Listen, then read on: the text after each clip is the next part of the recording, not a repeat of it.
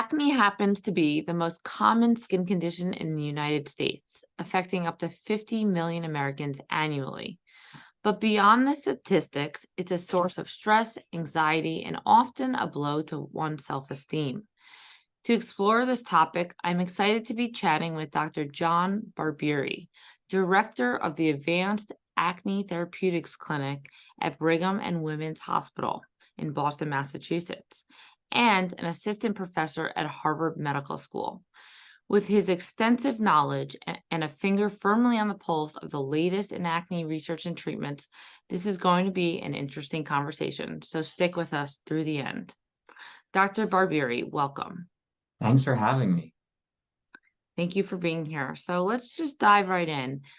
Spironolactone, as we know, is very often used for acne. How do you feel about keeping patients on it long term?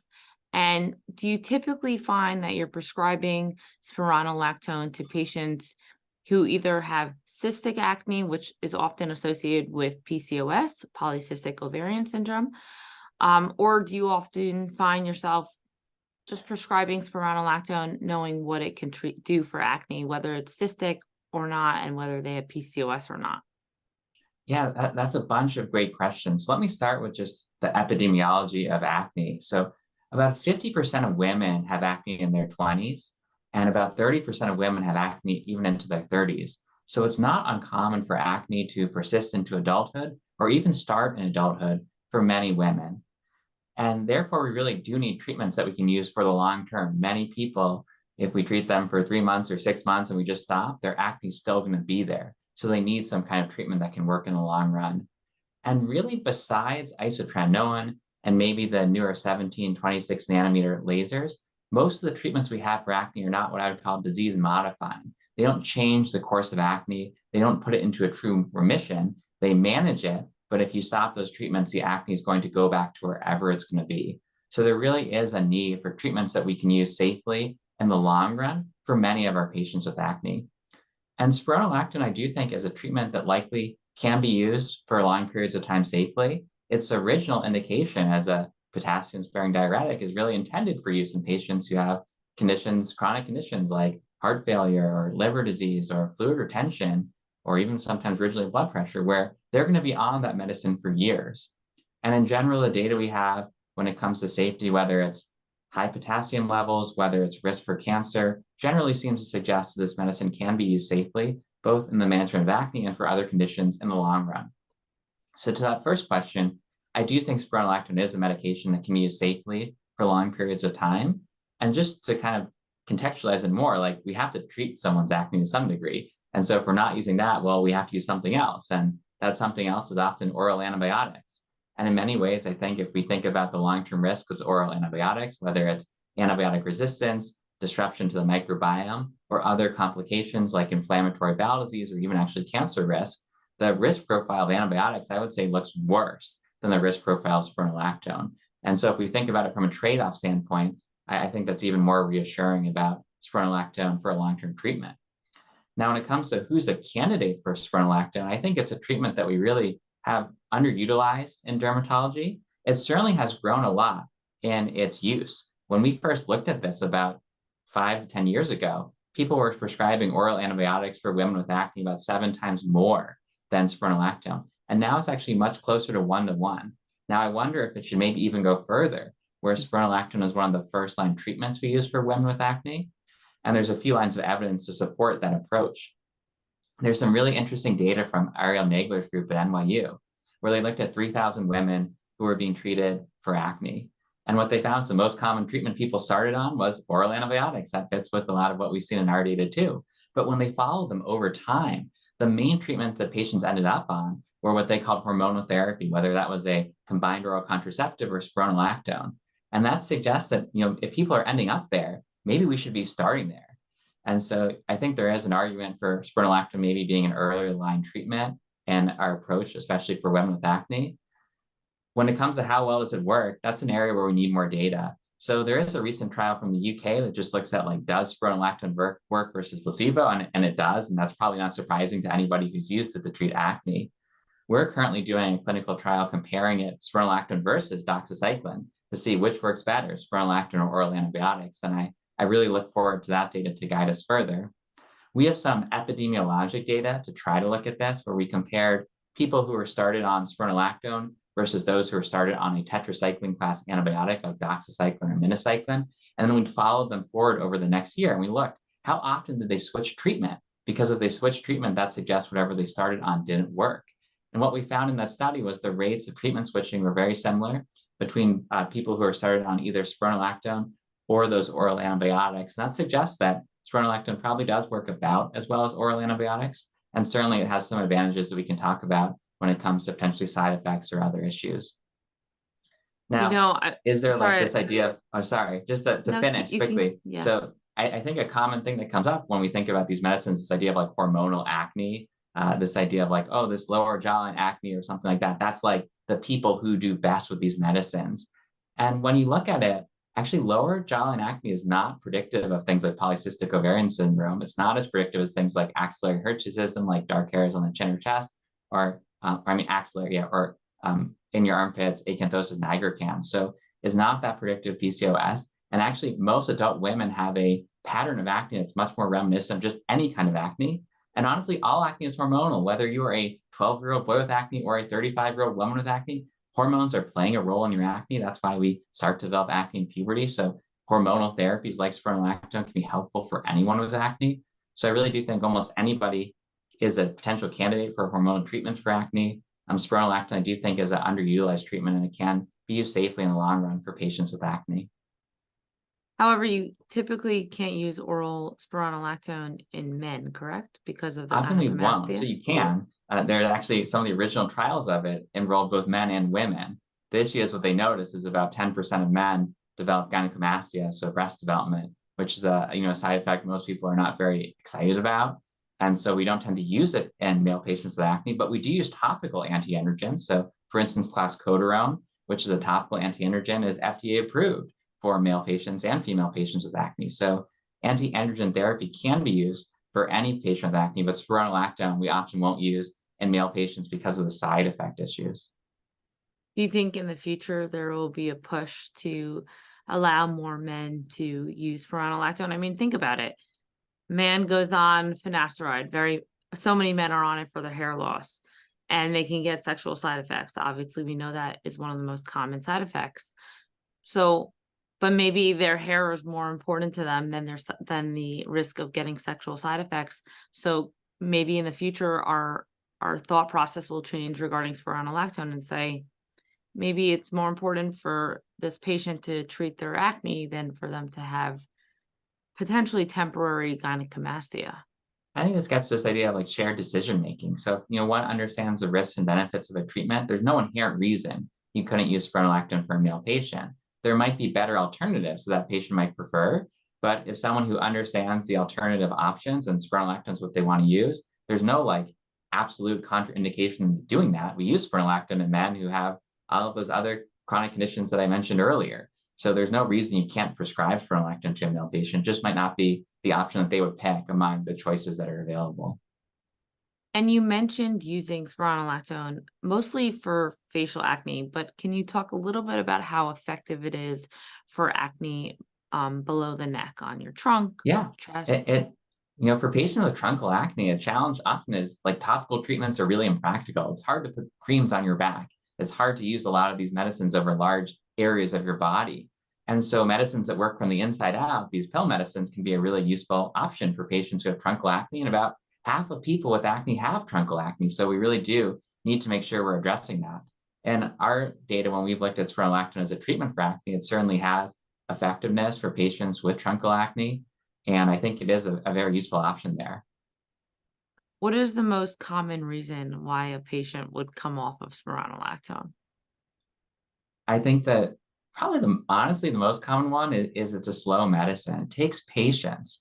So spironolactone takes about 3 to 5 months to reach its maximum effectiveness for acne.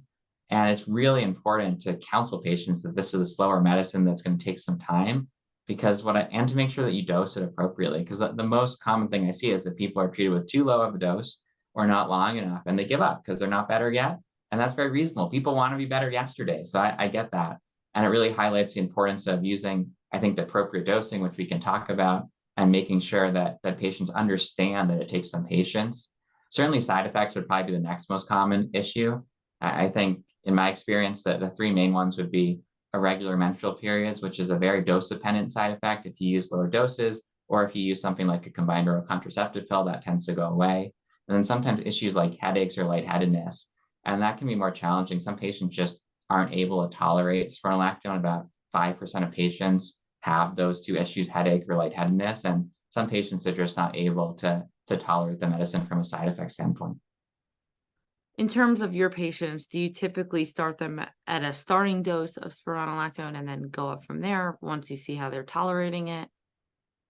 The way I approach it is, again, because it's a slower medicine, I think one of the biggest mistakes you can make is start someone too low a dose. And then they come back 3 months later and they're like, I'm not better. And you're like, you need a higher dose. And they're like, what? I have to like wait more? Like they get fed up with that. And the side effects you notice pretty quickly, and they're not necessarily dangerous side effects if you're being thoughtful about them. And so my approach is to start at a higher dose and then go down if there's side effects rather than start a lower dose and go up. And actually the SAPA trial, which just was completed in the UK, they started people on 50 milligrams for the first 6 weeks, and then they went up to 100 milligrams if they're able to tolerate it. And about 98% of people were able to do that. So that suggests that 100 milligrams most people can do. And that's where I will start people, is I have them take 50 milligrams for the first week. If they're not having any side effects like lightheadedness or other issues, I have them go up to 100 milligrams. Because when you look at some of the early randomized controlled trials, and if you look at our observational data, the optimal dose from an effectiveness standpoint seems to be about 100 to 150 milligrams a day. And so I want to make sure that I'm using an effective dose because it is a slower medicine, so that if it really doesn't work, it's because it's not going to work, not because we didn't do a high enough dose. So I'll start around 100 milligrams is my goal, and then I'll go up to 150 or even sometimes 200 for patients with partial improvement. And how long is the average amount of time you find you're keeping patients on it? Often, honestly, years, because many patients who have acne that's persisting into adulthood are going to have some continued acne for years and require some treatment. And over time, we're often able to come off of it, but it's usually not over a period of a month. It's usually over a much longer time frame. Unless they're, I'm assuming, pregnant or breastfeeding, that would be a different situation. And so, of course, if someone from a family planning situation is planning on pregnancy or becomes pregnant, spironolactone is not really a compatible medication with pregnancy, and so you'd want them to stop that prior to any efforts to become pregnant, or immediately if they were to become aware they are pregnant. But outside of that, or patient preferences, sometimes people are just like, I'm tired of being on a medicine, I want to try and be off of it. So there's all kinds of reasons we might stop based on preferences or other life circumstances, for sure. So you mentioned very briefly about topical spironolactone. Can you go into more detail about what your feelings are about topical spironolactone, how you think the outcomes have been? Personally, I've had a few patients on it. Some are content, some I think they haven't given it enough time to work. But I would love to hear what your perspective is. Yeah, I don't use topical spironolactone because a lot of the clinical trial evidence is not that compelling, and it's hard to get a medicine. The idea of spironolactone is acting on the sebaceous gland, which is very deep in the skin, and so to be able to get a medicine to the site of action is not trivial. And so vehicle is going to matter a lot here, and you're going to have to compound it. So vehicle is going to be somewhat inconsistent depending on what compounding pharmacy you're using and how their vehicles change over time. So I don't really use topical spironolactone in my practice, but I will use clascoterone, which is an FDA-approved topical anti-androgen, which has phase 3 randomized controlled trials demonstrating its efficacy in the treatment of acne, both in male and female patients. So I will use that, but I don't use topical spironolactone. So the latter is able to penetrate the epidermis into the dermis At better? least, I mean, it works. So in clinical trials, it has good rates of investigator global assessment success. It works a little better for inflammatory papules and pustules than for comedonal lesions, which I think we often see with hormonal therapies. And we usually see kind of the reverse for things like topical retinoids. So it absolutely works. And, large, well-designed studies, we really don't have that kind of level of evidence for topical spironolactone. So I'll generally try to use clascoterone instead of topical spironolactone because I'm more confident that it's going to work. It's in a more consistent, vehicle product because it's FDA regulated in that way. And so that's what I'll use for patients where I'm looking for a topical anti-androgen. So what is an example of a patient coming into your office and they they have acne, maybe it's mild, moderate.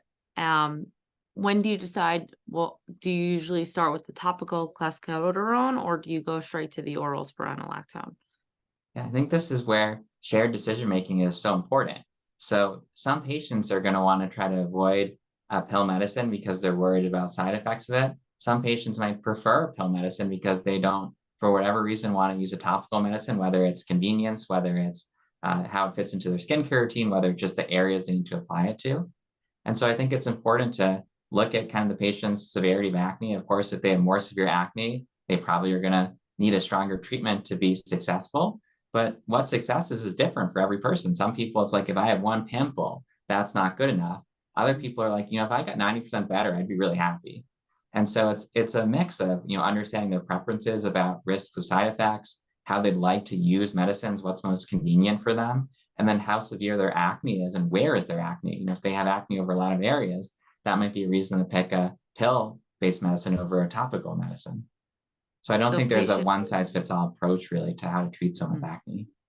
yeah, patient expectations are really one of the major components in this. So it sounds to me like spironolactone is a great way to decrease bacterial resistance from antibiotics. I think it's a nice option that we have to try to reduce our reliance on oral antibiotics. When we talk to patients, most of them don't want to be on an antibiotic for acne, but that's the most common treatment we use when it comes to systemic to pill kind of treatments for acne. So there's an opportunity for us to find alternatives, and I think for women with acne, spironolactone is often a great alternative to oral antibiotics. Yeah, it's very interesting because when you have a patient come into your office and you say, okay, it's pretty much like protocol. Like even if it's not protocol, that's what has been going on for generations. I'm going to prescribe you oral doxycycline for 3 months. They're like, why would I be on an antibiotic for 3 months? That sounds outrageous. And 3 months is only like a minimum. It could go on for much longer. So what are you doing to try to change this quote unquote protocol?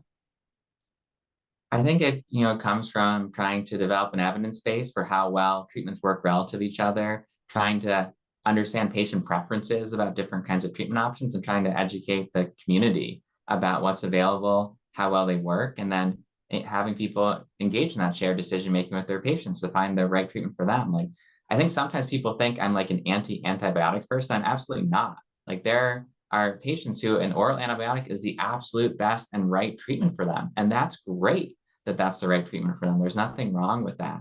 But we want to be thoughtful about who we prescribe antibiotics to, because we actually know changes to the microbiome happen very quickly. They happen in weeks. So even if you treat someone for 3 months and stop, you're still putting them at a lot of those risks of antibiotic exposure. And so we want to be thoughtful about who we start an antibiotic on in the first place. Is there a better treatment, whether it's an optimized topical regimen, whether it's spironolactone, whether it's something like isotretinoin? The most common thing I hear in people we treat with isotretinoin, and we can talk about this some more if we want to go that direction, is I wish I had done this sooner. Because as I mentioned earlier, it is a disease modifying treatment. It, for 4 to 5 people, puts their acne into a durable remission where they don't have to do anything else after that, which is a really special property of that medicine. And most people, if they knew they were going to end up on that anyway, eventually, they might as well just do it now to take advantage of that special property rather than do a whole bunch of other things first, have all of those issues of maybe not getting better and side effects of those other treatments. So you mentioned isotretinoin, and to me, for most patients, I find that it's almost like a miracle drug for acne. Um, or it could be potentially life-changing for many patients. But I understand that with insurance companies, they make you prescribe because one, they don't really want to cover the cost of the medication. They make you prescribe first an oral antibiotic or a topical antibiotic, and you're basically supposed to like fail these steps before you get onto isotretinoin. Do you think that should not be the case? Because that is, in my opinion, forcing clinicians to put a patient on doxycycline, because even though maybe it's better, let's start them on spironolactone first, they're still going towards the doxycycline, and it's just causing more bacterial resistance, even though they may be able to avoid that step and say, let's just get you right on isotretinoin, if the patient's willing to, of course. If step therapy can be a challenge, many insurers will accept, if you document a patient has severe acne, and whether that's because of scarring, whether that's because of the severity of it or the psychosocial effects of acne. If they have severe acne, many insurers will allow you to go directly to isotretinoin without doing any other therapy first. But you're right, there are some payers who will have these kind of step therapy requirements where you have to first do treatments that you either don't fit with the patient's goals or don't make sense clinically. And this is a classic example of, in some ways, like a pair effectively like practicing medicine, but without actually having any of the consequences of taking care of patients. But they're effectively making clinical decisions for you. You and the patient think that isotretinoin is the appropriate medicine. And they say, no, you have to do something else that you don't think is the appropriate medicine for that patient. And that's a challenge. And that's something that we have to continue to work with, legislative efforts to ensure that we have appropriate access to care. The cost argument here is always a bit interesting because isotretinoin is a defined treatment. Usually you are on it for about 5 to 8 months, then you're done. And then you don't need often treatment for the years going forward. So the overall cost might actually be less with isotretinoin than with other treatment options. It is a generic medicine. So it's not like it's a, biologic branded medicine that costs $70,000 a year. It's a generic medicine. It's a little bit more expensive because really actually have some issues with the iPledge program that lead to it being all through branded generics instead of through true generics. But nevertheless, it's not a tremendously expensive medicine. And we can talk about lab monitoring and some of the other aspects of it, but it doesn't have to be an extremely expensive therapy to use or require a lot of other resources to take it. It just, I guess this is where we have to go and basically say, this is the evidence, listen to the doctors and let us kind of guide the decision. But obviously it doesn't always go that way. You did mention that many patients describe challenges in finding effective treatment options and accessing care. Do you believe that we can change this with telemedicine and telehealth? I don't think that telemedicine necessarily improves access to care in terms of getting into care. I think telemedicine can certainly improve logistics for people who've established care, but both actually I worry about telemedicine for initial visits in terms of your ability to correctly engage with the patient, develop a relationship, and diagnose them. And also, if you have a telemedicine visit versus an in-person visit, they both take time. So if I made all my visits telemedicines of in person, I can't see more people. And so I'm not going to inherently improve wait times. There's lots of studies where they're like the telemedicine arm, people got in faster, but it's really an artifact of how the study's designed. In telemedicine arm, people got faster because they tried to make them get faster. If they had similar access for in-person appointments, the same thing would have happened. So unless telemedicine improves our ability to take care of people, like I can do 3 visits instead of 2 visits in the same period of time, it's not going to improve access to dermatology. It certainly can improve convenience for patients. It can help address issues like logistical barriers of travel or of time when you use asynchronous forms of telemedicine. But it's not going to be able to address like a dermatologist can only see so many patients. That's not going to fix that problem. Now, telemedicine and direct-to-consumer things can improve access in other ways. And there certainly are some strengths of those kinds of programs and weaknesses. So more broadly, kind of telemedicine may improve access, but the idea that like telemedicine as opposed to in-person care improves access doesn't really make sense because unless you're able to see more people through telemedicine per unit time, you're not going to actually improve access. So we understand that one of the most common side effects that people on Accutane or isotretinoin complain of is dry eyes, dry skin, dry arms, chapped lips. And I did see in some previous work you did that you mentioned the use of omega-3 or antihistamines, which was actually something totally new to me. And I would love to learn more about that because maybe that's something I would start doing in my own practice. Yeah, I think isotretinoin is a challenging medicine. It's incredibly effective.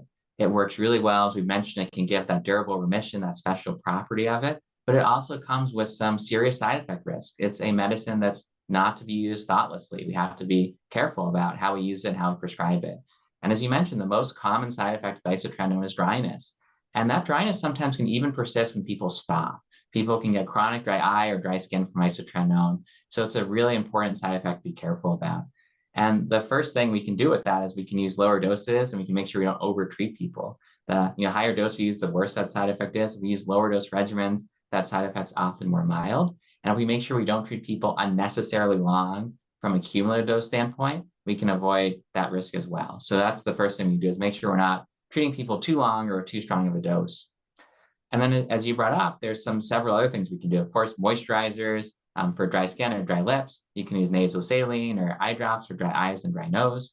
And then there are 2 randomized controlled trials that support that taking an omega-3 supplement with isotretinoin can reduce the rate of dryness. And actually, there's another study that suggests it can reduce long-term eye dryness risks. So I think omega-3 is a very simple adjunctive thing we can do when we're treating patients with isotretinoin to reduce their side effects and make the medicine easier to take, and also to potentially reduce their long-term risk of skin dryness, which is an important aspect of treating people with isotretinoin. So that's something I recommend to everyone in my practice when I'm treating them with isotretinoin. What's the dose of the omega-3 that you prescribe? Yeah. In the 2 randomized trials, one of them, the dose was about 1 milligram per kilogram. So, that's actually relatively low dose. And then the other one, it was 1 gram a day. Most supplements are somewhere between like 500 milligrams to 1 gram a day.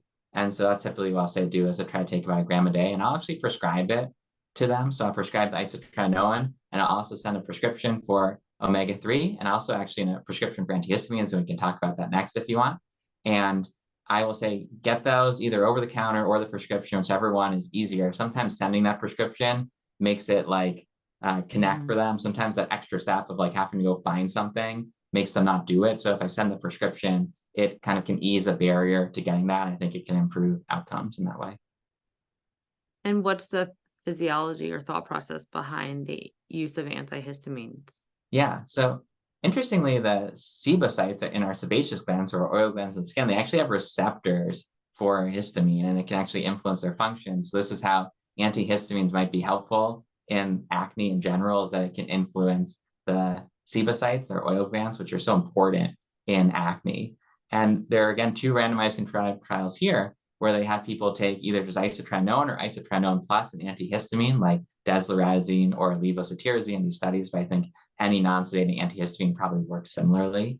And they found that people who were in the antihistamine group, first off, they were happier, right? Our goal in treating people is to improve their lived experience. People were more satisfied in that group. So that's already telling that that's something that might be useful. Their acne actually got better faster, which is kind of a cool effect. And what I was most impressed by is that the rate of initial flaring decreased dramatically. So in the trials, about 1/3 of people had that purging, that flaring that we all know can happen with isotretinoin when people started, in the group that got just isotretinoin. But that went down to 5% in the group that got antihistamines as well.